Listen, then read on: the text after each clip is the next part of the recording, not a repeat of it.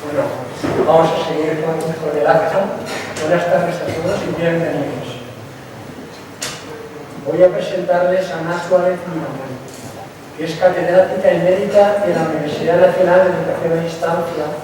Antes fue, durante 10 años, catedrática de instituto. Obtuvo el primer premio extraordinario de doctorado y la beca de investigaciones científicas, además, y la beca de investigación del MEC, pre- y postdoctoral, a través del Consejo Superior de Investigaciones Científicas, además de ser becada por la Fundación Gulbenkian y otras instituciones. Ha dirigido 23 tesis doctorales y en 2018 se le concedió el Premio Nacional Nebrija por su trayectoria filológica. Ha formado parte de los consejos de redacción de Anales Cervantinos, de Alejos de la Revista de Literatura y en la actualidad de la Biblioteca Pedro Sainz Rodríguez, Fundación Universitaria Española FUNA.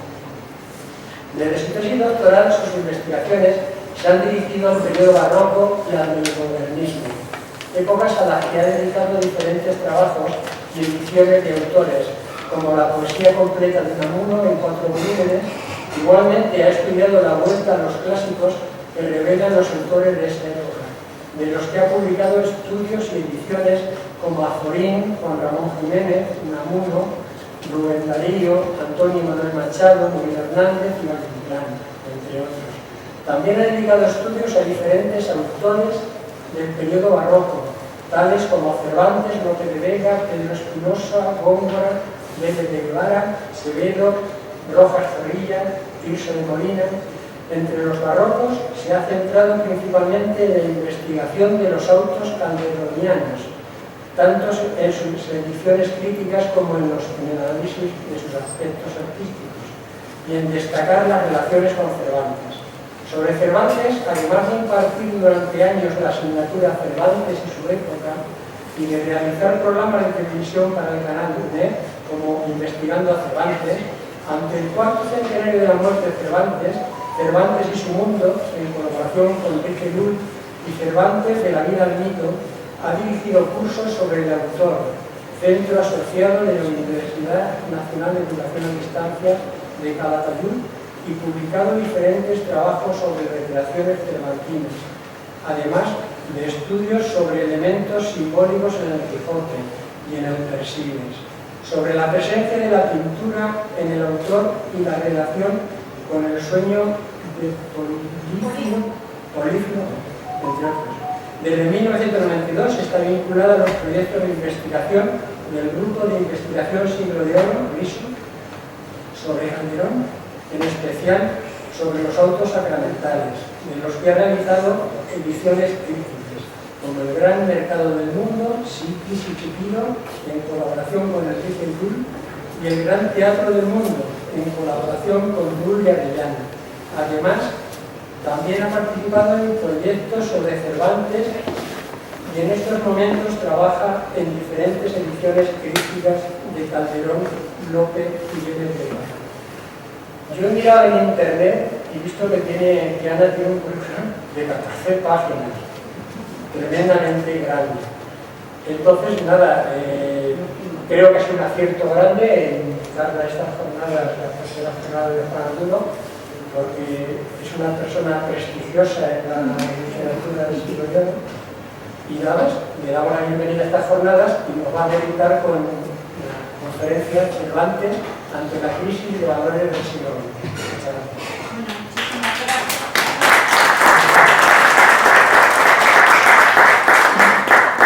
Muchísimas gracias por la presentación y muchísimas gracias por la invitación a estas jornadas. Yo no conocía... gracias. No conocía Bota de Cuervo, lo he conocido esta tarde, hemos llegado pronto y lo hemos podido ver y disfrutar un poco.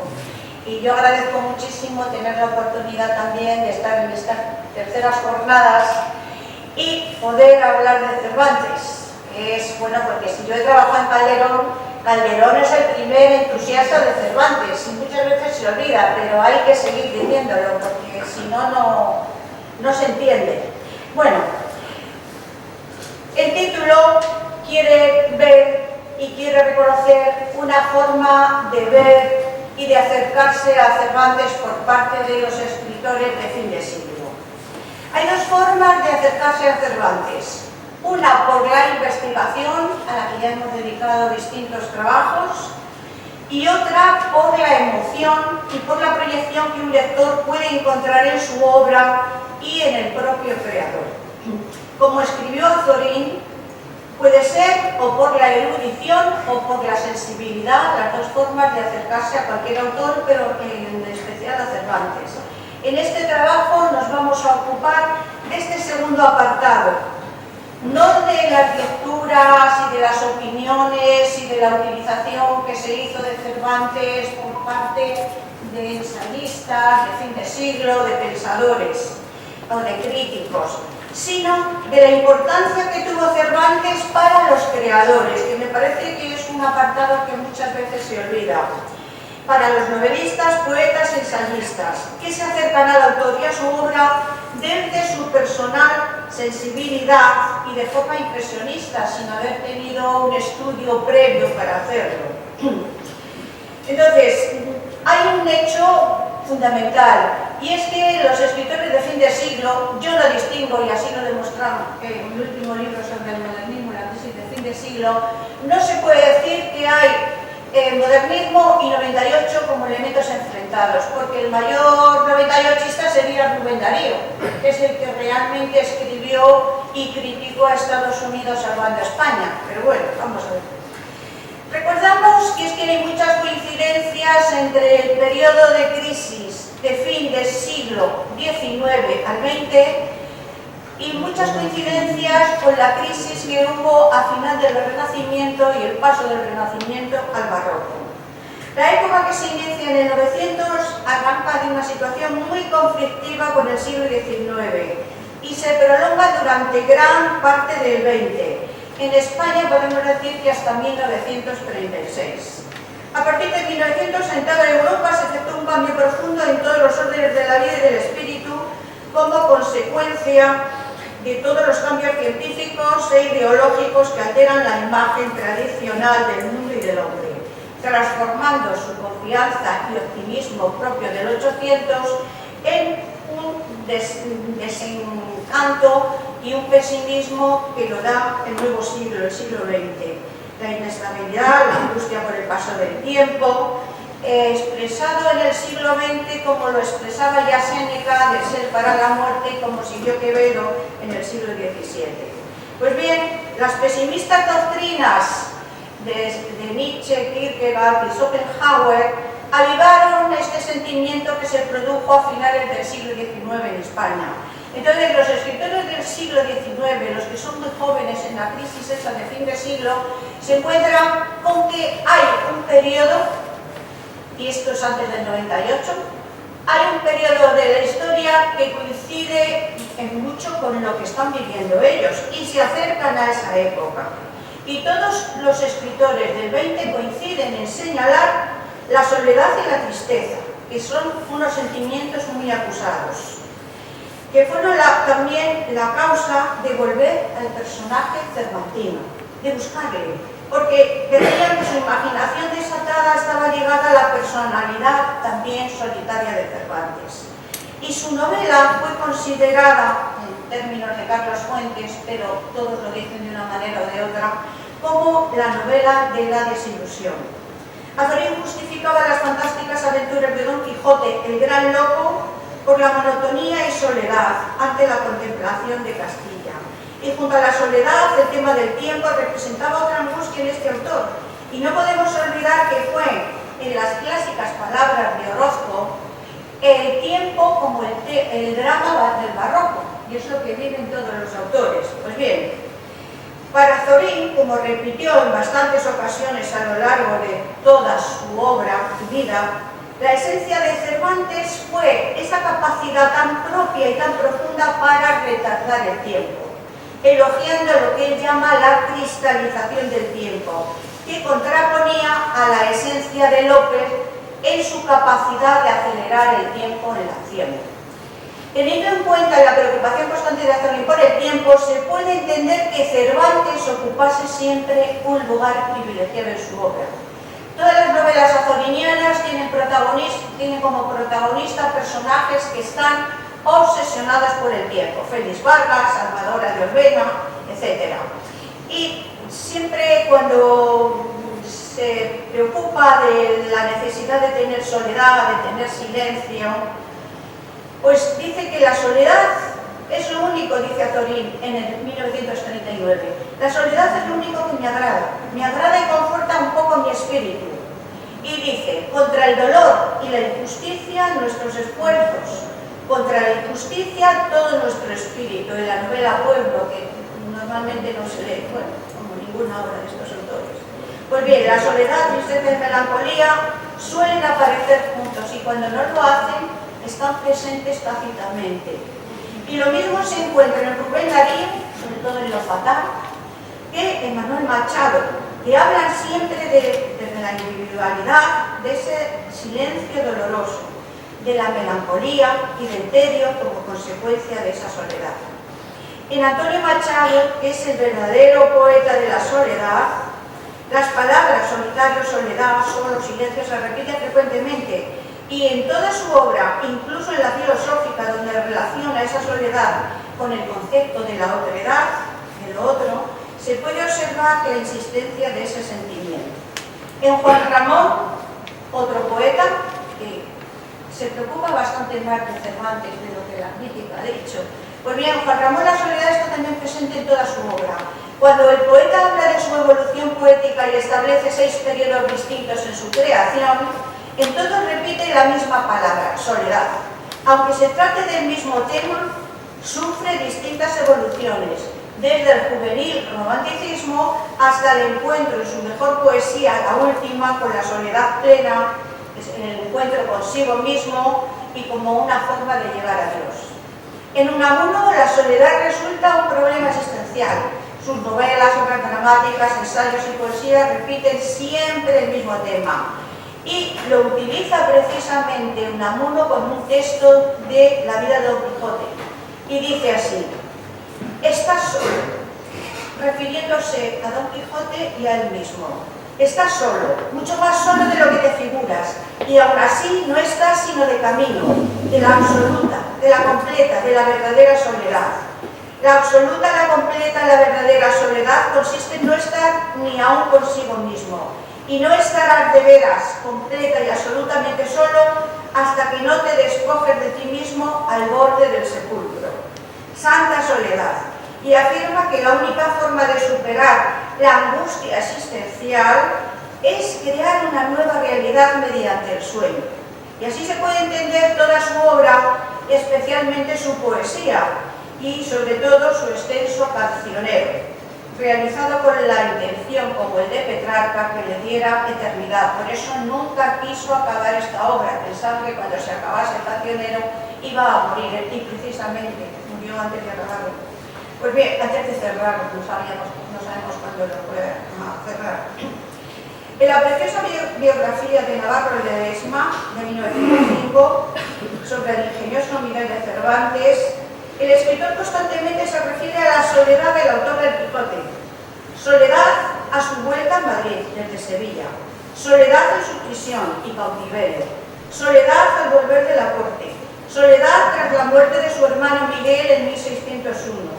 Soledad para escribir su poesía. Soledad en Esquivias, donde afirmaba que había aprendido a escuchar también el silencio. Sus obras resultan el mejor ejemplo de la importancia y presencia de ese sentimiento del barroco, que tenía muchísimos títulos sobre la soledad, desde las soledades gongorinas. Recordemos también que en el Persiles son muy frecuentes los personajes solitarios y entregados a la soledad, como Renato, que de forma conclusiva expresó soledad alegre y compañía de los tristes, o silencio, voz agradable a los oídos, donde llega sin que la adulación ni la lisonja te acompañen. Pues bien, la soledad de Don Quijote es el punto de partida para desarrollar su sueño de caballero andante, y toda la acción resulta ese antídoto para evitar la soledad, especialmente después de la prueba de Montesinos y de la desilusión que sufre con Dulcinea. Hay que recordar en el periodo barroco, vida y sueño llegan a ser lo mismo. Bueno, entonces precisamente el sueño de Alonso Quijano le mantuvo vivo y su despertar es cuando le lleva la muerte. La importancia esa concedida al sueño y al interés por su estudio en el siglo XIX-XX, incluso como tema científico, se explica también por la crisis de valores existenciales del nuevo siglo. Era una escapatoria para una vida que se sentía desagradable. De un lado, el modernismo consideraba el misterio como la realidad de la vida con la influencia de Metterlin y Poe. Y vida y muerte, como los grandes misterios del XVII, ya habían perturbado la existencia de espíritus creadores como el de Cervantes. Pues bien, por estas razones brevemente expuestas, todos los espíritus solitarios de la definitiva modernidad se fijan en Cervantes y en su personaje Don Quijote como ejemplos de soledad. Autor y personaje se van a convertir en ejes del pensamiento, de la creación, recreación y reflexión de los grandes creadores a los que me voy a referir del siglo XX. Exceptuando a Azorín, los escritores del 900 se fijan más en el personaje que en el autor. Don Quijote Alonso Quijano se convierte en tema fundamental de la historia literaria que adquiere nuevas interpretaciones a partir del 98, pero que ya antes habían intervenido.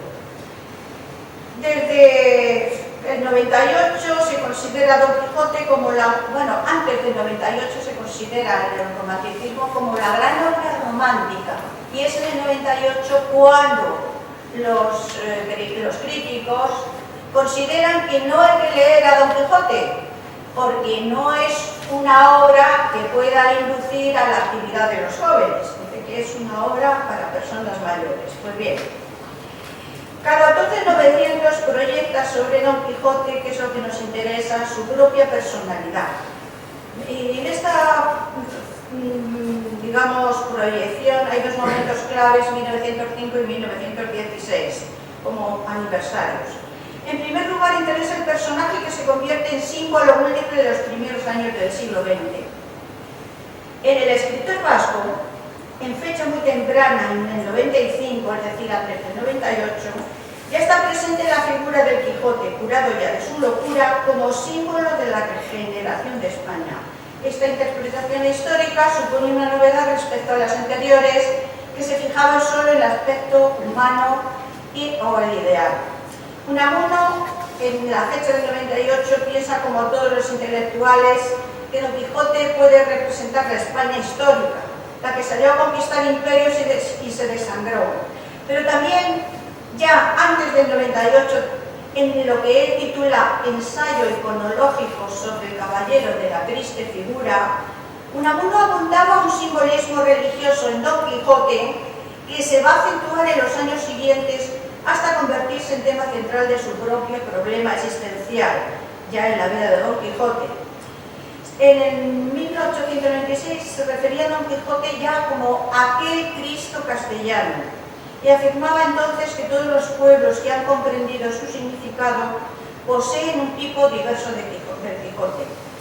Un paso adelante en la visión personal de la obra cervantina por parte de Unamuno aparece en 1902, cuando reconoce que Dulcinea simboliza la gloria. Dice, la gloria mundana, la inextinguible sed de dejar eterno nombre y fama en el mundo, idea que le obsesionó hasta el punto de relacionar a Laura, la mujer de Petrarca, la enamorada de Petrarca, con Dulcinea, en cuanto que las dos representan la gloria para sus creadores. Tras esta gloria encarnada en el personaje femenino, el escritor vasco consideró que Don Quijote, una vez curado de esa segunda locura, de su amor a la gloria, ese deseo de la gloria mundana, encamina sus pasos a la consecución de otra gloria mayor. Dice, la otra gloria, en que le hacía creer su fe de cristiano viejo. Unamuno, al combatir sus problemas, encuentra nuevas reacciones en el personaje cervantino. En la vida de Don Quijote presenta como línea filosófico-poética la consideración del caballero como soñador, hermano de Segismundo, y afirma que su idealismo no es filosófico ni metafísico, sino ético y práctico. Idealismo puesto en el mundo real y que al soñar gigantes en los molinos va a topar con ellos y ser por ellos acorrear. En otra ocasión llama al protagonista cervantino gran soñador de la vida y gran vividor de la sobrevida. Y en estas afirmaciones se contiene ese concepto de un Quijote trascendental, proyección de su propio cristianismo agónico.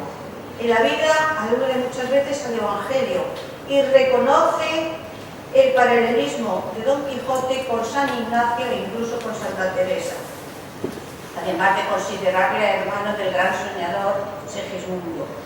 Algunos años después, en el sentimiento trágico de la vida de 1913, expone directamente la esencia religiosa del quijotismo, que es lo que está buscando para él. Los temas que él elige los encuentra proyectados. Dice: ¿qué ha dejado a la cultura Don Quijote? Y diré: el quijotismo, y no es poco, todo un método, toda una epistemología, toda una estética, toda una lógica, toda una ética, toda una religión sobre todo. Durante los conflictivos años 15-17 en nuestro país, Unamuno se quejó de la falta de espíritu quijotesco en España y de la multitud de gentes cuyo símbolo pasó a ser Sansón Carrasco, el Cura el Barbero y otros de la misma calaña, dice. Es decir, medianías. Y en esos años insiste en la tristeza y desconsuelo de Don Quijote, que justificaron y explicaron su locura. Su locura fue el manto espléndido en que trató de velar a sus propios ojos y a los de los demás la desnudez de su desconsuelo natural y nativo. Nació, vivió y murió triste, porque el mundo no es como debe ser. Asimismo, llegó a considerar que su locura sirvió para redimir a todos los hombres y especialmente a su patria, España. Los años del destierro en Fuerteventura le impulsan a identificarse y sentirse un nuevo Quijote, empeñado en salvar a su pueblo con la doctrina del quijotismo. Y a partir de los sonetos de Fuerteventura, el Evangelio de Don Quijote se convierte en motivo central de su pensamiento y llega a identificarse con el glorioso caballero. Bueno, hay un poema que a mí me parece precioso, del Cancionero, en donde ve a Don Quijote encerrado, llegando a Dios, y encerrado en los motivos que más agradaban a Unamuno, que son su montaña, las constelaciones, y bueno, pues todo lo que es ese mundo de la búsqueda de la eternidad. Dice el poema: ya de noche al abrirse en el cielo, en su cumbre Jaizkibel desnudo, respondiendo al clamor de mi anhelo, Don Quijote se detiene mudo, vestido de estrellas, la bocina del norte su lanza, el cordel de Santiago a sus huellas descalza esperanza. Clavileños está, cuán contrista su quietud. Aunque todo él se muera, va el hidalgo a la vana conquista de Dios que le espera. En los innumerables comentarios al libro de Cervantes y al personaje aparecen los contextos tradicionales del dualismo, pero no me voy a detener aquí porque me interesa pasar a otros autores. Entonces, el caso de Azorín es muy diferente y curioso y único entre todos los autores. Coincidiendo con su juventud agresiva, como Martínez Ruiz, se interesa por los clásicos en general, para buscar datos históricos, pero termina, primero en 1904, como todos los autores en Europa, dicen que no quieren saber ni de Papini, los italianos, ni de Cervantes, los españoles. Pero resulta que al final Cervantes pasa a ser identificado, se identifica precisamente a Azorín con Cervantes. Incluso se confunde la época de Cervantes con la suya propia.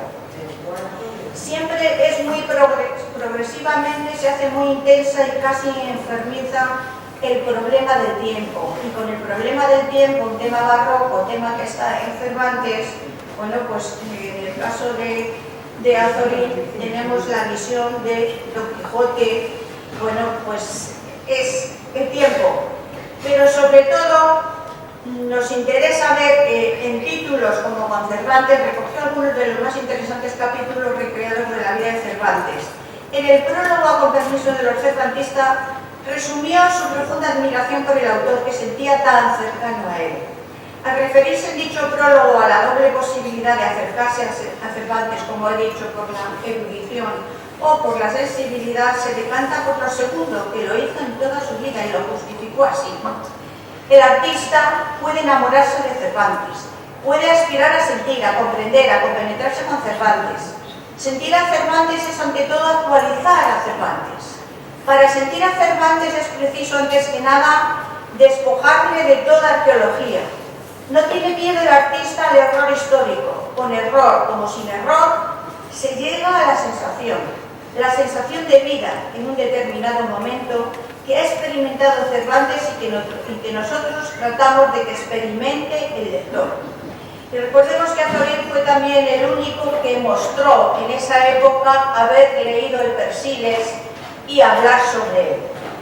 Pues bien, si Unamuno y Azorín mostraron, aunque de manera muy diferente, que Azorín ya lo he publicado en varios temas, se llega a identificar, dice que él es un hombre de 1600, que no quiere vivir en el presente y se vuelve en la época de Cervantes y se llega a confundir con él. Pues bien, si Unamuno y Azorín mostraron, aunque de manera muy diferente, su admiración por Cervantes y su obra, hemos seleccionado varios poetas para ver el conjunto.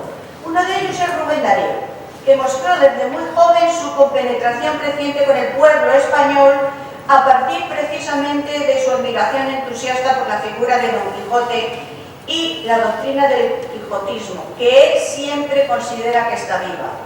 Refiriéndose a ese grito de Unamuno, muera Don Quijote, que ya después Unamuno dijo lo que quería decir y que fue muy incomprendido, dice Rubén Darío: Don Quijote no debe ni puede morir, en sus avatares cambia de aspecto, pero es el que trae la sal de la gloria, el oro del ideal, el alma del mundo. Un tiempo se llamó el Cid y a un muerto ganaba batallas. Otro, Cristóbal Colón, y su Dulcinea fue la América. Cuando esto se purifique, será por el hierro, por el fuego, quizá reaparezca en un futuro renacimiento con nuevas armas, con ideales nuevos. Desde sus más tempranas poesías en los poemas de juventud se manifiesta su culto cervantino, su admiración. Dice, él siempre decía que Víctor Hugo y Verlaine, junto con Cervantes, son sus tres autores. Un ejemplo de la composición de 1881, muy distinta de antes del 98, dedicada al Ateneo de León en la iniciación melódica, escribió: miro entre luces brillantes, lleno de entusiasmo y gozo, el aspecto majestuoso del gran Miguel de Cervantes. Y la composición, el libro, lo identifica Cervantes con el libro. Dice: vedle aquí, ¿quién es aquel pobre manco desvalido, de todos desconocido, pero a su patria tan fiel? ¿Quién es? Digo, ¿quién es él? Y dicen ecos vibrantes de mil pechos arrogantes, respondiendo con agrado: es el libro disfrazado de Don Miguel de Cervantes. En el 1875, en la epístola a Juan Montalvo, una epístola larguísima de más de 300 versos, pero voy a seleccionar unos versos en los que anima al escritor Juan Montalvo a que utilice a Cervantes como su guía. Pero destaco algunos versos. Paso al ingenio con usada mano, una peña la tocas que colgada estuvo aquí desde pasados siglos. Vuelve a sonar y conmover el mundo la ruda carcajada de Cervantes. Sí. Después dice: batalla, muchos versos en medio, batalla de sentidos, la incompleta transformación ante el ideal grandioso que hubo de conmover en vez alguna la fuerza de una ánima inspirada en la verdad que firme se interroga a dónde lleva el mágico sendero de la ilusión. La vaga fantasía no soporta lo real con fuerza tanto, y tras lucha interior se viene abajo la idealidad con que la mente sueña recrearse en delicias y portentos, quedando en sus formas y perfiles, ruda frialdad que en lo real se filtra, gota a gota la musa de los suaves contornos y las alas luminosas al reflejo de incógnito idealismo. Recordemos que la luz y el ideal vaporoso es característica de Rubén. Bueno, pues dice: el genio manco, versos después, el genio manco, admiración del mundo, risueño andante con el pecho herido, carga sobre sus hombros mole inmensa que por mucho que es grande no le agobia. Al paso del coloso se estremece toda una sucesión de musedumbres, conmovido, deja como una herencia sacrosanta a todas las edades venideras admiración para el vencido genio.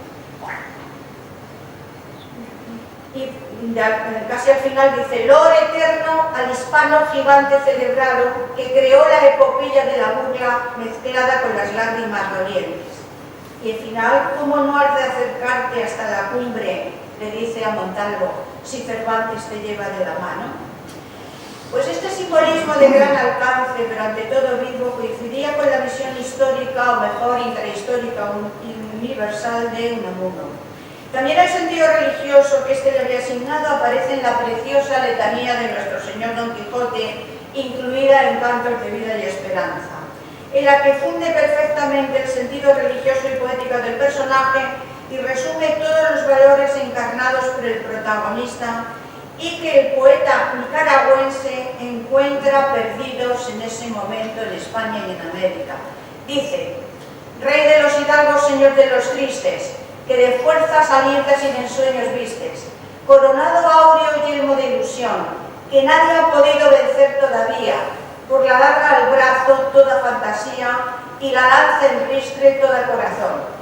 Después de esta invocación, Rubén se dirige a Don Quijote como a Cristo y le implora así: ruega por nosotros, hambrientos de vida, con el alma a tientas, con la fe perdida, llenos de congojas y faltos de sol, por advenedizas almas de manga ancha, que ridiculizan el ser de la Mancha, el ser generoso y el ser español. Ruega por nosotros que necesitamos las mágicas rosas, los sublimes ramos de laurel, pro nobis ora, gran señor. Le considera el santo patrono del idealismo y de la laicidad moral, al que pide su intercesión para librar a la humanidad de ese materialismo y de la falta de fe, a la vez que le ruega devuelva la espiritualidad perdida a los pueblos. Años más tarde, el propio Rubén, evocando el contenido de Cantos de Vida y Esperanza, confesaba: la letanía de nuestro señor Don Quijote, en la letanía afirmaba otra vez mi arraigado idealismo, mi pasión por lo elevado y heroico. La figura del caballero simbólico está coronado de luz y de tristeza. En el poema se intenta la sonrisa del humor, como un recuerdo de la portentosa creación cervantina, mas tras el sonreír está el rostro de la humana tortura ante las realidades que no tocan la comprensión y el pellejo de Sancho. Para el otro gran poeta del 20, Juan Ramón Jiménez, representa el símbolo de la locura ideal frente a Sancho. El intento de fundir la obsesión de Juan Ramón es dedicar su obra a la inmensa minoría. Entiende esa inmensa minoría como el pueblo capaz de entender. Bueno, pues ese intento de fundir la aristocracia con el pueblo, que es el objetivo de Juan Ramón Jiménez y el ideal de su poesía, lo encuentra Juan Ramón Jiménez en la aventura cervantina. Dice: la noble y triste demencia más grande de Don Quijote, de la cual salió aparentemente vencido por su misma España, y la admiración y el afecto por el libro de Cervantes se resume en estas palabras suyas incluidas en los libros de prosa. El mejor elogio que se puede hacer de un libro es apretarlo contra el corazón, tenerlo como una flor, como una fuente, como una mujer. Los libros son solo para dar sueños en la vida. Por lo tanto, la más pura ofrenda que pudiéramos alzar a don Miguel, el de Lepanto, era regalar su libro, sin advertencias al margen, y sin querer decir con erudición lo que ya dice la verdad con colores, con música y con luz, y que cada uno lo interprete con sus propias sonrisas y con sus mismas lágrimas. Después en el poema dedicado a Cervantes, a La Mancha, del diario de un poeta recién casado, a Camasilla del Mar, evoca a los personajes cervantinos. Lo voy a citar porque prefiero ver la visión de Manuel Machado. Manuel Machado reconoce el sentido religioso en la figura de Don Quijote, a quien también llama nuestro señor Don Quijote y figura divina de puro humana. Destaca asimismo el ideal que dirige su vida, ideal lo pone con mayúscula, y que en ningún momento disminuye a pesar de los vapuleos e injusticia que sobre él dirigen tantas personas. Este ejemplo de justicia, de bondad y de amor le hace proclamar su confianza en el personaje que expresa con el título quevediano, que a mí me parece que dice todo de lo que piensa de Cervantes: amor más poderoso que la muerte, para exaltar al creador del Quijote y mostrar la superioridad de la ilusión frente a todos los materialismos del mundo. Por su parte, su hermano Antonio Machado encuentra en la ficción cervantina un doble tiempo y espacio con su doblada serie de figuras, las reales y las alucinatorias. Ambos personajes, dice, son las dos grandes mónadas, con sus dos conciencias integrales pero complementarias que caminan y dialogan juntas. Don Quijote, con su complemento Sancho, simboliza la capacidad de superar el solipsismo humano, filosofía de Machado. También, y como los demás autores, Don Quijote es el soñador que España precisa para salir del marasmo en que se encuentra. Alonso Quijano, a su vez, lo considera él, el buen manchego que habla palabras de cordura y se viste sus armas para realizar la empresa real de transformar a su pueblo sin salir fuera a buscar aventuras. Es curiosamente en 1936 cuando Antonio Machado se fija más en Cervantes, en Juan de Mairena. Se refiere, en muchas ocasiones, pero he elegido algunos. Dice, elogia su estilo, su saber popular, dice, barro santo de donde sacó Cervantes la creación literaria más original de todos los tiempos. Y para utilizar la heroicidad de Don Quijote como estandarte ante la difícil situación de España. Puede servir de resumen el texto que sintetiza el valor humano ideal del personaje como un mito activo y vivo que, como había afirmado Rubén, adquiere nuevas formas según las necesidades. Y en el capítulo, se fija en el capítulo del Quijote y le dice, de los leones, y le dice que es muy posible que un pueblo que tenga algo de Don Quijote no sea siempre lo que se llama un pueblo próspero, que sea un pueblo inferior. He aquí lo que yo no concederé nunca. Tampoco hemos de creer que sea un pueblo inútil, de existencia superflua para el conjunto de la cultura humana, ni que carezca de una misión concreta que cumplir o de un instrumento importante en que soplar dentro de la total orquesta de la historia.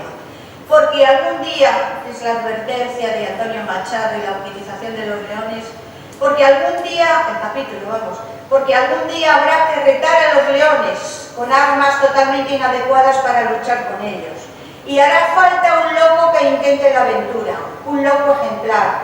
Y esta cita puede servir de cierre para el problema que se había iniciado en España ya en el 98. Como conclusión, Cervantes es unánimemente elogiado por todos los autores que se fijan en múltiples aspectos y obras, aunque aquí solo hemos seleccionado algunas referencias para mostrar esa reinterpretación y esa proyección espiritual ideal por los valores que manifiesta.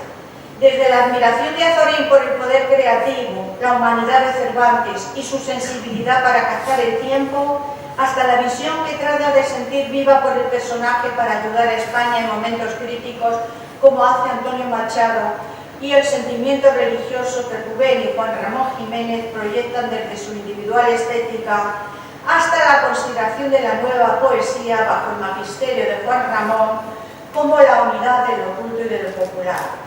Todos se fijan en la creación cervantina y en la capacidad creadora de su autor por seguir sugiriendo y rescatando los valores más importantes para el ser humano. Todos coinciden en fijarse en Cervantes como hombre y en el Quijote como símbolo de variadas significaciones, siempre altruistas. La ausencia de comentarios eruditos al Quijote y a las demás obras citadas es general en todos.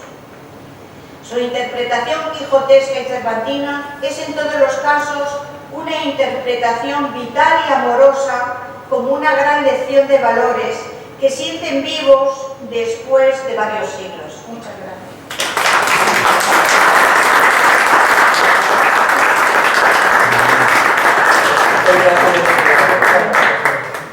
¿Puedo hacer una pregunta? Ah, sí, sí. Sí. Buenas. Quiero, lo primero, felicitarte por tu exposición.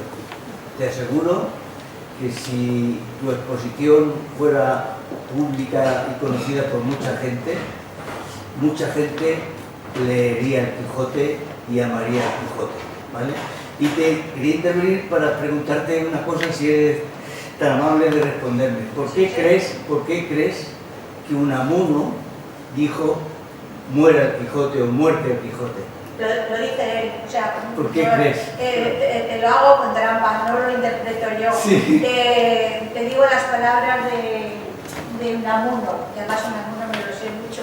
Bueno, pues Unamuno dice en un momento determinado, muera Don Quijote, pero muera Don Quijote por un idealismo vacío.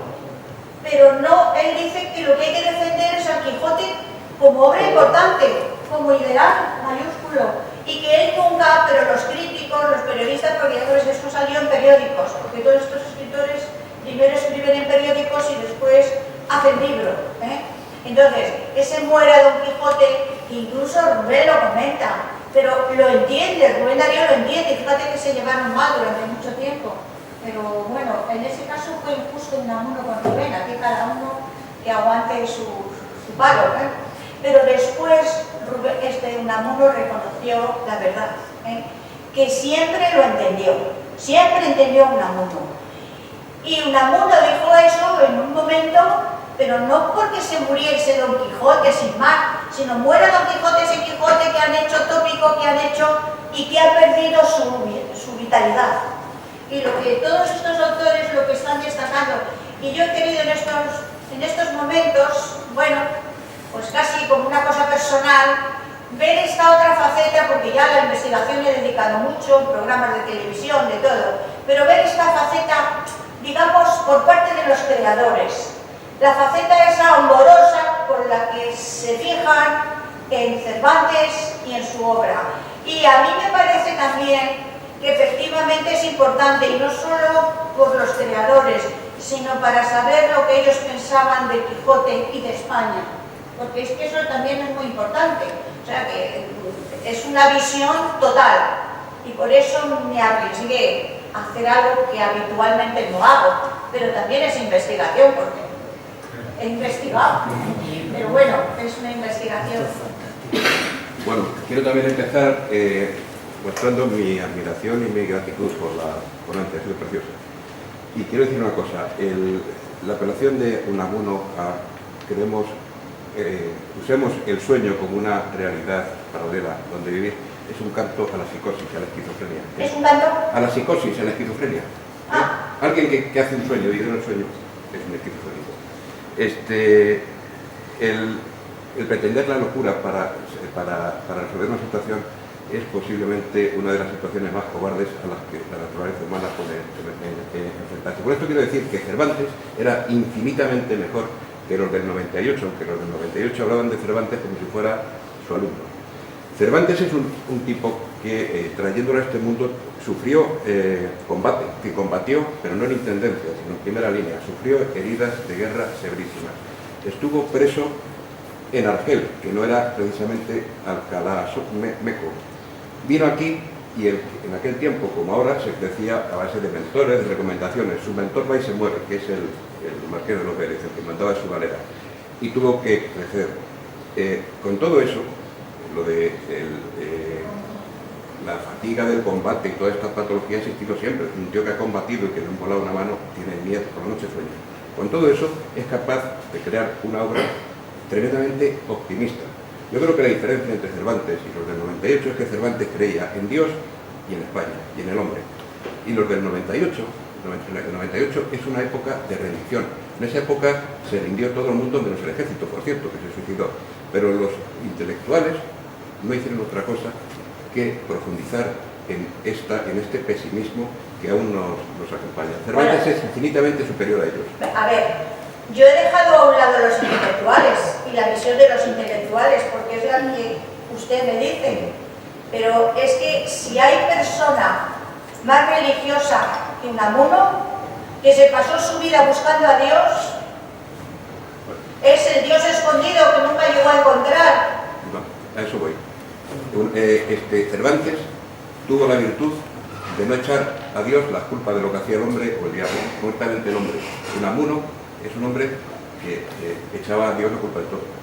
No, no. Yo me he leído, de lo poco que puedo presumir es que los 9 tomos de Schellinger que ocupan así en mi librería, me los he leído y los tengo subrayados.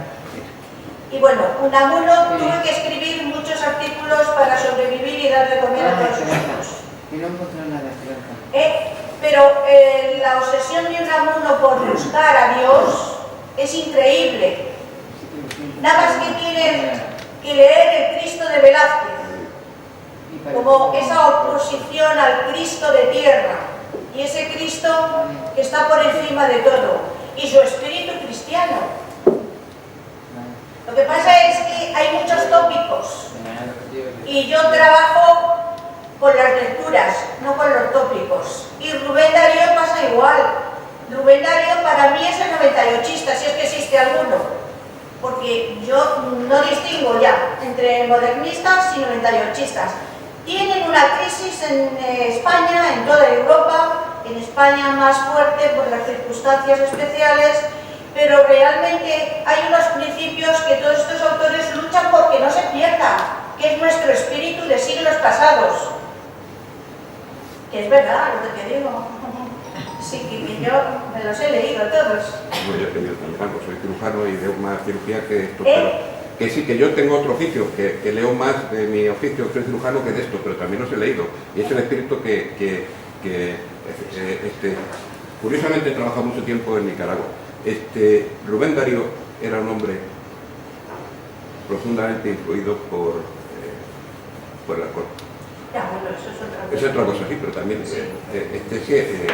la enfermedad psíquica también incluye en esto, es decir, a lo que vamos. Por ejemplo, la locura que dicen de Don Quijote es una figura psiquiátrica muy curiosa, se llama elefrenia. El efrénico es aquel que es una persona normal, puede ser notario y tal, pero cuando le tocan un tema concreto es cuando entra el delirio. Puede ser Atlético de Madrid o puede ser... No pensarás que yo también. O puede ser la caballería, la caballería, y es lo que hace. Entonces Cervantes lo que presenta es creo que Quijote es un espejo de caballeros, es un hombre educadísimo para la época, un hombre con una prudencia y con una preocupación por lo cotidiano tremenda, pero que en lo tocante al honor no concede la mínima. Pero es que Cervantes está utilizando una tradición de las novelas de caballería, es evidente. Entonces, en las novelas de caballería nos encontramos todos los ingredientes. Lo que pasa es que la virtud de Cervantes es la transformación a algo moderno, a algo que nos capta, desde ese momento hasta la actualidad, que nos capta a los que lo leemos, porque muchos no lo leen, ni siquiera el Quijote. Bueno, pero yo no creo tampoco que Cervantes nos tuviese esa invención, no coge un tratado y utiliza ese personaje, sino que lo crea. Y es que además los poetas son creadores anticipados de lo que va a venir. Bates, dirían de Darío. Porque están captando, porque tienen una sensibilidad especial, eso hay que concedérselo. Bueno. Bien, pues nada, si no hay más preguntas, vamos a presentación.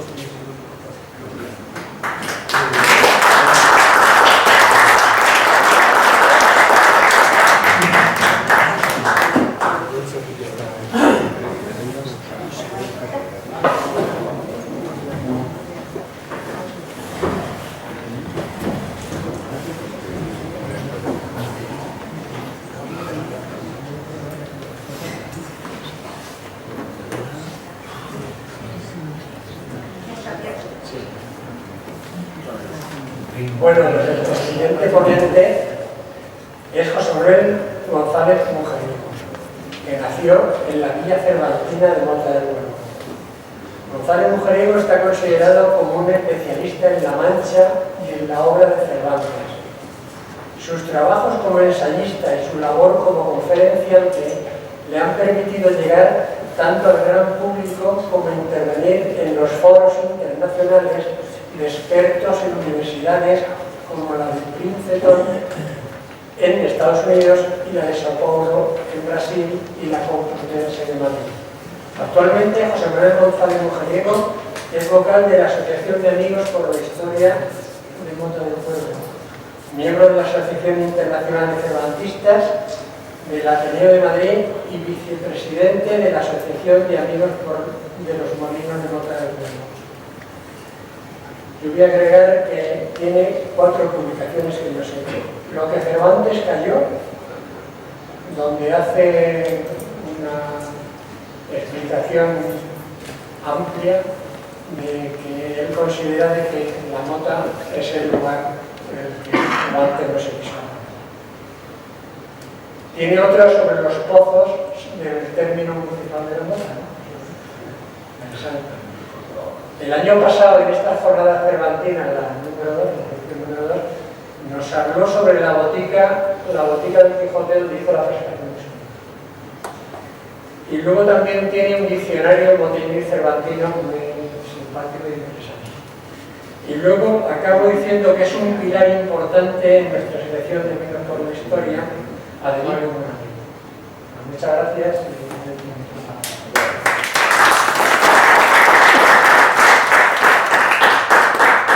Muchas gracias, Fernando, no merezco tanto. Bueno, yo quiero agradecer la presencia de todos ustedes aquí. Quiero agradecer sobre todo la acción que ha tenido que ver Carlos Magno, que es un poco el alma en estas jornadas, junto con otra persona que está aquí en mi izquierda, Javier Escudero Buendía, que fue el que le puso el nombre del malvado, como dice ¿no? El malvado Juan. Quiero agradecer a la Universidad de Navarra, quiero agradecer al Ayuntamiento de Mota del Pueblo y, por supuesto, a la Asociación de Amigos de la Historia, a la cual formo parte de la Junta Directiva, sobre todo a su presidente y a Pepe, que son los que hacen todo el trabajo, básicamente. Bueno, con este trabajo pretendo recopilar una muestra de las diversas expresiones que don Miguel de Cervantes plasma en su obra, especialmente en el Quijote, los cuales nos dan una idea de las supersticiones que mucha gente tenía en aquella época. Voy a hablar de las supersticiones en la época de Cervantes, ¿no? Las supersticiones son creencias prácticas, son creencias o prácticas basadas en lo sobrenatural, en lo mágico o en fuerzas desconocidas que escapan a la razón y a la lógica. Según la Real Academia Española, la superstición se define como la creencia extraña a la fe religiosa y contraria a la razón, que atribuye a ciertos actos o fenómenos una eficacia oculta que misteriosamente influye en el curso de los sucesos. En el Quijote podemos encontrar numerosas supersticiones, numerosísimas yo diría. Habla de las brujas, de los malos augurios, del mal de ojo, de los conjuros, a los encantamientos, habla de los hechizos, de las apariciones, de objetos mágicos. Estos elementos supersticiosos contribuyen, por supuesto, a la riqueza y la complejidad de la obra y, sobre todo, reflejan la mentalidad de la época en que fue escrita. También lo vemos en Persiles. En Persiles, la obra póstuma de Cervantes, pues nos cuenta la historia de los jóvenes que viajan por Europa, enfrentando diversas necesidades. En esta obra, Cervantes hace referencia a algunas supersticiones que tienen que ver presentes en la sociedad de la época y que tienen que ver con la buena o la mala suerte, ¿no? Y que se refleja en el capítulo 1 del libro de Persiles, que dice: sobre todas las acciones de esta vida tiene imperio la buena o la mala suerte, pero más sobre los casamientos. Una de las supersticiones que más aparecen en Persiles es la creencia de los hechiceros. Nada más y nada menos que en 20 ocasiones nombra a los hechiceros o a los hechizos. Por supuesto, también en otras obras de Cervantes, como El Colegio de los Perros, también se habla de las supersticiones, se aborda a través del diálogo entre los perros Cipión y Marza, y en esta obra se critica la credulidad de las personas en las supersticiones. Se critica, pero se fomenta, obviamente. Y se cuestiona la validez de las creencias irracionales. Cervantes utiliza el humor y la ironía para reflexionar sobre la influencia de las supersticiones en la sociedad de su época.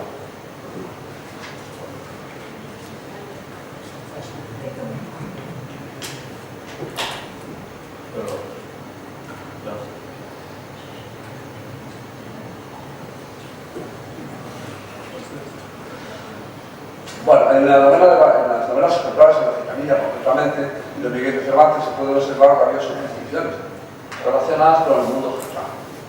Y en la cultura popular de esta época, como por ejemplo, pues la creencia en la buena suerte y el poder de la magia. Los personajes gitanos de la novela creen en la influencia de los astros y en la capacidad de realizar hechizos y encantamientos para atraer la fortuna. El poder de las predicciones con la utilización de cartas, algo muy propio también de la etnia gitana. Bueno, estoy utilizando algunas imágenes, como veréis ahora, que están tomadas de Cervantes virtual. Bueno, concretamente, muchas de las supersticiones que menciona el Quijote, pues Cervantes se refiere a las brujas, ¿no? Bueno, pues pensó que alguna bruja o maga venía en aquel traje de hacer alguna mala fechoría y comenzó a santiguarse con mucha prisa, ¿no? Bueno, pues caminar por las determinadas horas, en el Quijote, por ejemplo, lo vemos en el capítulo 2 del libro segundo del capítulo 9, pues cuando Don Quijote y Sancho Panza caminan por el Toboso al anochecer, a medianoche, cuando el pueblo está en silencio, los sonidos de los ladridos de los perros, se oyen los rebuznos de un jumento, los rugidos de puercos, los maullidos de los gatos, inquietan al caballero enamorado. Sancho advierte que no es buena señal andar por los cementerios a tales horas, y Don Quijote lo interpreta como malos augurios. En el Quijote vemos no solamente utilizan o padecen las supersticiones de la época de Don Quijote, sino que también Sancho Panza pues, es conocido por su uso abundante de refranes, muchos de los cuales reflejan las creencias y las supersticiones populares de la época. Estos refranes abarcan desde la interpretación de los sueños hasta la influencia de la suerte en la vida real. En el caso de Teresa Panza, pues se refiere, hay una parte de la novela en donde Cervantes escribe sobre el mal de ojo y lo hace a través de Teresa Panza y de su yerno Lobo el Cocho, como el pretendiente de Sanchica. Dice, y sé que no mira mal de ojo a la muchacha. Se sugiere la creencia popular de que una persona puede transmitir su mala suerte a través de una mirada. Es curioso porque esto del mal de ojo, yo conocí a una persona muy entrañable para mí, que decía, bueno, me han ahojado la higuera, una montaña, por cierto, y le digo, Antonio, ¿pero cómo te van a ahojar la higuera? Sí, pero lo sé porque se me está poniendo mal acumulado. A lo mejor es un parásito, yo qué sé, pero bueno, esta creencia se ha trasladado hasta ahora, ¿no? El ahojamiento, mal de ojo. Bueno, en cuanto a los hechizos y encantamientos, pues Don Quijote cree firmemente en la existencia de los mismos. Por ejemplo, cuando ve a Dulcinea, cree que está bajo su encantamiento y que solo él puede liberarla. Tenemos una imagen de las tres labradoras, y una de ellas se supone que era Dulcinea.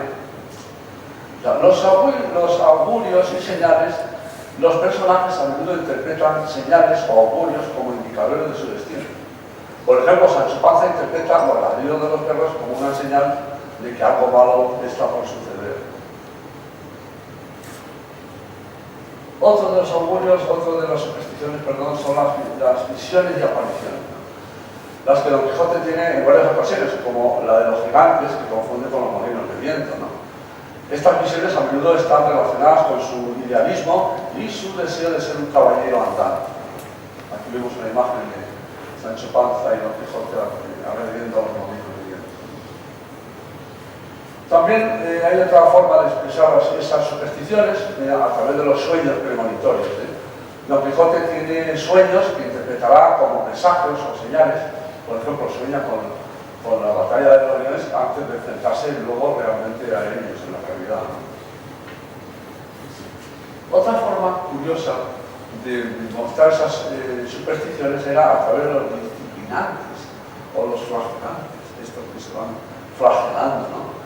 Y que bueno, Cervantes refleja las costumbres religiosas y las supersticiones de la época en el episodio 52 de la primera parte.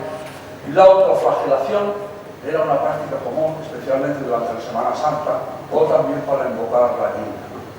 Cervantes la presenta de una manera que invita a la reflexión sobre su validez y su propósito.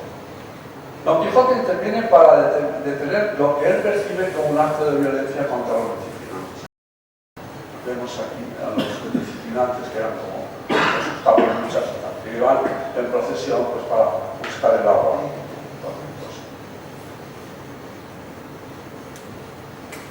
Es muy corriente también que se utilicen los objetos mágicos.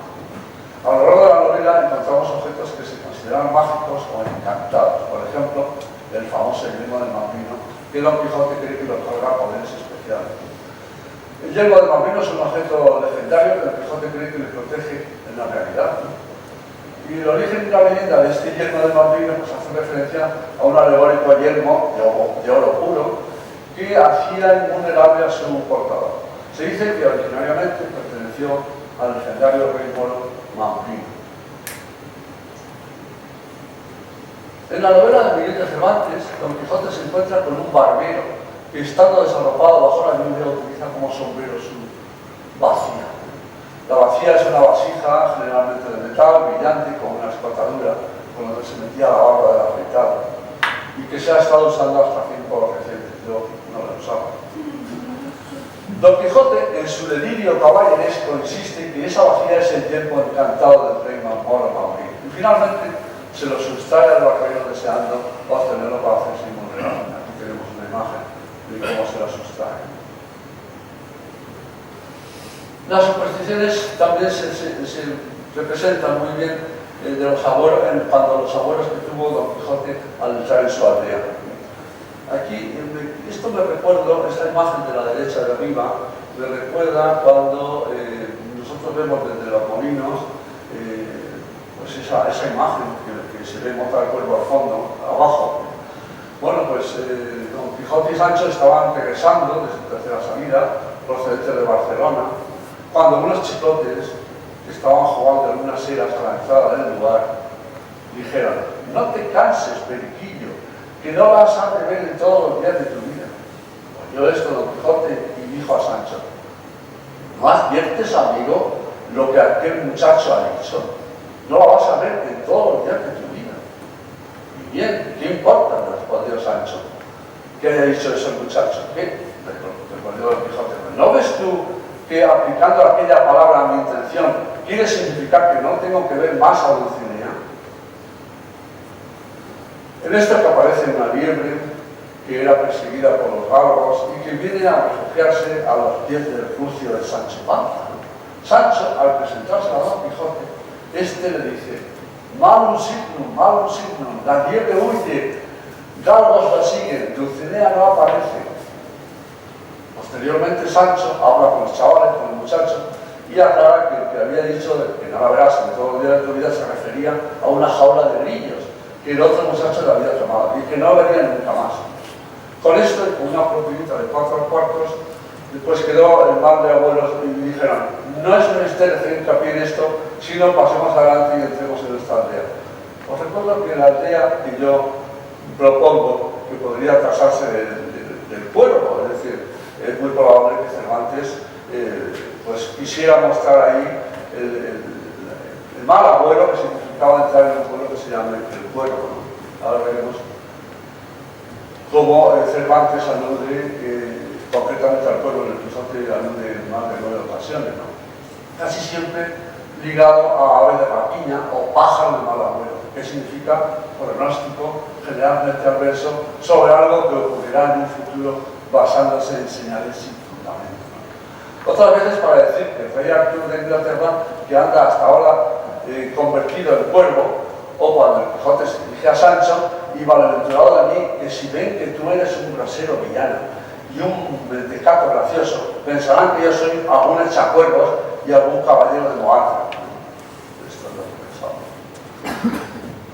En el Quijote, el cuervo es mencionado como un animal de mal agüero e interpretado por Don Quijote como un presagio de desgracia. En la Cueva de Montesinos, en la segunda parte del Quijote, en el capítulo 22, cita Cervantes a los numerosos cuervos que de ahí salieron. Poniendo la mano en la espada, comenzó a derribar y a cortarle aquellas malezas que a la boca de la cueva estaba, por cuyo ruido y estruendo salieron por ella una infinidad de grandísimos cuervos y grajos tan espesos, con tanta priesa, que dieron con Don Quijote en el suelo, y si él fuera tan agorero como católico cristiano, lo tuviera a mala señal y excusara de encerrarse en un lugar semejante a esta cueva. Estas referencias al pueblo como animal de mal agüero reflejan la creencia del pueblo en la superstición y en la interpretación de los sueños, de los signos naturales como presagios de eventos futuros. En la obra, el pueblo se convierte en un símbolo de la próxima tragedia que acecha a los personajes, añadiendo un elemento de misterio y suspense a la trama. Y yo me pregunto, ¿cómo relaciona el pueblo con los temas generales de la novela? ¿Cómo se relaciona? Pues el pueblo, como animal de mal agüero de Don Quijote de la Mancha, se relaciona con varios temas generales presentes en la novela, como la locura, la superstición y la dualidad entre la realidad y la fantasía. El cuervo, como símbolo de mal agüero, refleja la creencia en la superstición y en los presagios negativos que pueden influir en las acciones y decisiones de los personajes. Don Quijote, un caballero andante que vive inmerso en un mundo de fantasía y de aventuras, interpreta la presencia del cuervo como un aviso de desgracia. No muestra su propensión a dejarse llevar por las creencias populares y sus supersticiones. Yo particularmente quiero romper una lanza en favor de los cuervos. Claro, todo el mundo los tiene como animal de mal agüero, ¿no? La verdad es que los cuervos son aves conocidas por su inteligencia y sus habilidades cognitivas y sorprendentes. Algunas de las capacidades intelectuales de los cuervos influyen. Varios. Son capaces de resolver problemas. Es decir, los cuervos son capaces de resolver problemas complejos, como utilizar herramientas para obtener comida y superar obstáculos para alcanzar un objetivo. Tienen una memoria excepcional, no como yo, que cada vez la tengo peor. Los cuervos tienen una memoria excelente y pueden recordar caras y soluciones y situaciones, durante largos periodos de tiempo. Bueno, tienen habilidades sociales. Los cuervos son animales sociales que forman lazos fuertes y de otros miembros de su grupo y pueden comunicarse de manera sofisticada a través de diferentes vocalizaciones y gestos. Son capaces de usar herramientas. Los cuervos han demostrado ser capaces de utilizar herramientas para obtener alimentos, como por ejemplo doblar alambres para extraer insectos o abrir nueces con piedras. Son capaces de planificar el futuro. Se ha observado que los cuervos son capaces de planificar estaciones futuras, como esconder comida para consumirla más adelante. En resumen, los cuervos son animales altamente inteligentes que han demostrado tener capacidades cognitivas avanzadas, lo que los convierte en sujetos fascinantes para estudios sobre la inteligencia animal, no sobre la inteligencia animal. Para los autores que sugerimos que la Villa Cervantina de Nota del Cuervo pudiera ser en la ficción, por favor, en la ficción, ese lugar de la Mancha al que se refiere Cervantes en el Quijote y en el Persiles, esta superstición y el mal agüero del cuervo es otro signo, otro signo que nos lleva a la conclusión realista. El cuervo como aldea perteneciente al antiguo campo de Montiel, tan cerca del Toboso, un lugar del que se tiene constancia escrita desde 1185, cuando todavía la frontera árabe y española por la conquista estaba movida, y que más tarde se fusionaría con la Mota y con Majabatas para formar la actual villa de Mota del Cuervo. Es posible que fuera por la superstición a la que tanto alude Cervantes, por la que éste no quiso acordarse de este lugar de la Mancha. Cualquiera sabe. Este lugar, que en el origen llevaba el nombre del Cuervo, situado en la frontera del antiguo campo de Montiel, y un lugar tan cerca de todos. Cervantes utiliza personajes y escenas reales en su obra magna, como por ejemplo el bandolero catalán Roque Guinart, según el célebre Martín de Riquer, los médicos y botánicos y boticarios como el doctor Laguna y Dioscórides, en donde va sobre un libro que hemos dicho antes de la botica de Quijote. Bueno, o el morisco Ricote, que estaba efectivamente, como decía mi amigo Enrique, pues afiliado en las listas de la Mota, ¿no? O como Juan Aldudo, el rico, el vecino del Quintanar, nacido en Mota del Cuervo en los años, vivió en los años 1498 a 1535, entre otros personajes como los alcaides de Mota del Cuervo, Pedro Muñoz de Otárola y Hernando de Obando, de los cuales ninguno de los dos quiso favorecer a Cervantes.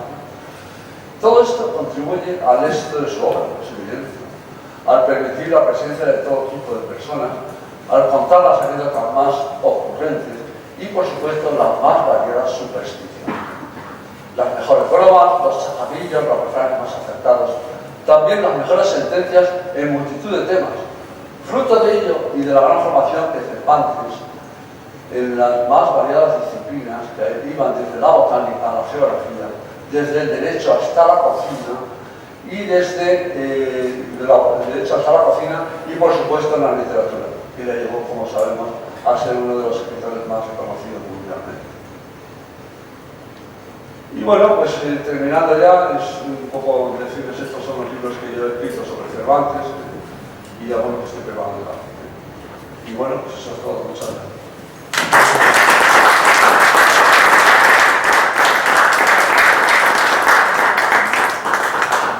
Muchas gracias, José Manuel, y muchas gracias por la exposición que nos ha hecho, que hemos aprendido cosas de las supersticiones, porque lo del mal de ojo a todos nos consta. No sabemos si es verdad o es mentira, no sabemos los efectos que parece que se quitan cuando te rezan, no sabemos qué pasaría si hubiese sido un médico, pero bueno, eso está ahí latente, ¿eh? Yo he tenido en mi entorno casos y de los que estamos aquí también podríamos hablar de esas cosas. Bueno, si queréis preguntar una cosa. Bueno, sobre los... El mal de ojo, ¿no? El mal de ojo, yo recuerdo de niño que poníamos para que se quitara el mal de ojo, poníamos tres guijarros uno encima de otro que se sostenía de aquella manera, ¿no? Y si alguien le daba la patada a eso, se dejaba el mal de ojo a los acuerdos. El que lo tiraba se lo llevaba.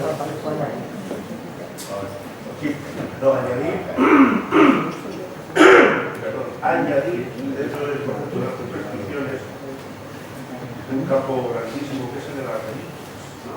Entonces, en aquellos siglos había un comercio fastuoso de reliquias. Felipe II era el gran coleccionista de reliquias en Escorial, es el gran relicario de Felipe II. Y estaba muy extendido entre toda la población, ¿no?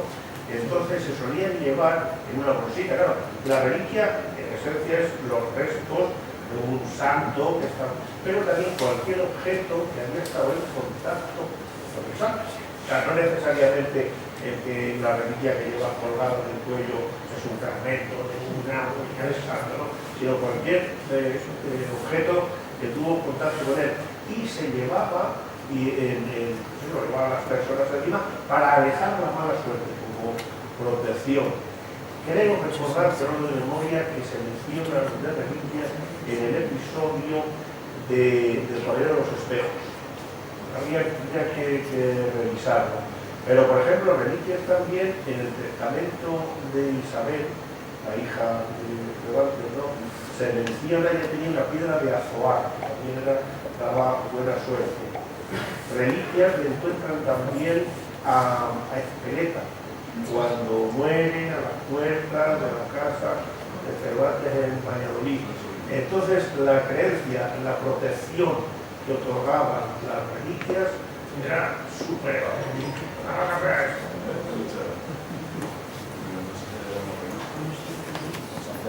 Solo una cosa para que la consideres. Una buena parte de las supersticiones cumplen una función paródica con relación a la literatura caballeresca. En la medida en que representan cómo el caballero andante no puede sustraerse a su destino e interpreta ciertas señales como muestras evidentes de esa condena a tener que cumplir una historia que no siempre es denominada historia trascendente. Simplemente es eso. Bueno, no sé si hay alguna pregunta más. Pues nada, muchas gracias.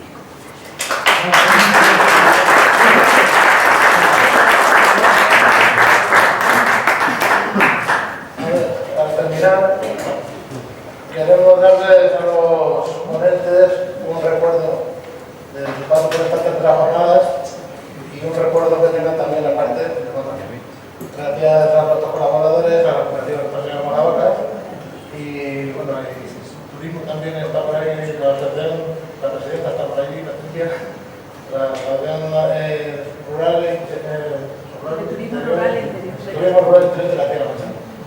¿Vale?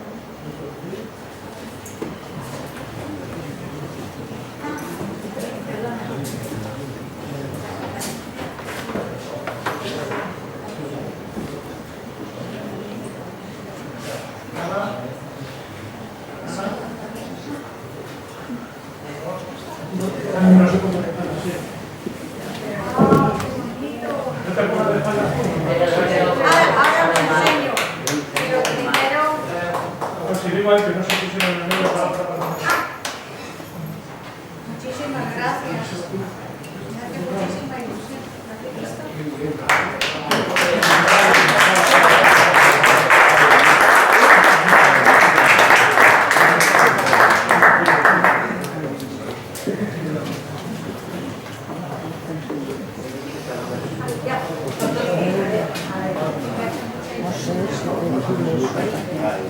¿Has visto?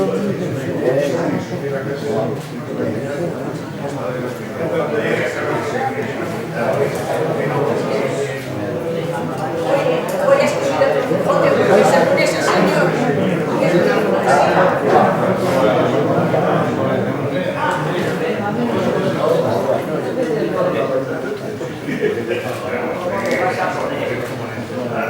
Escribir poesía, voy a hacer como Rubén.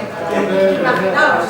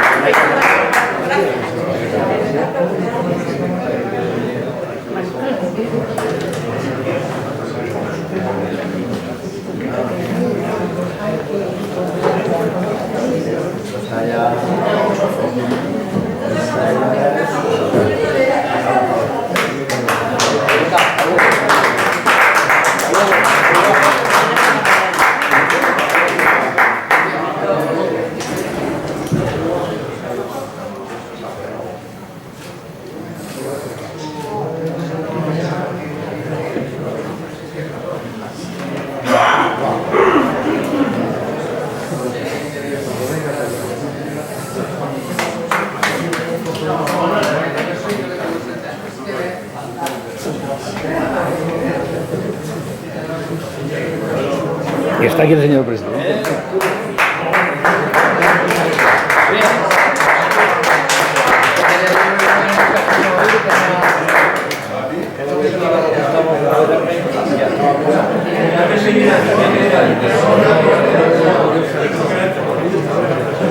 No, yo no puedo nada.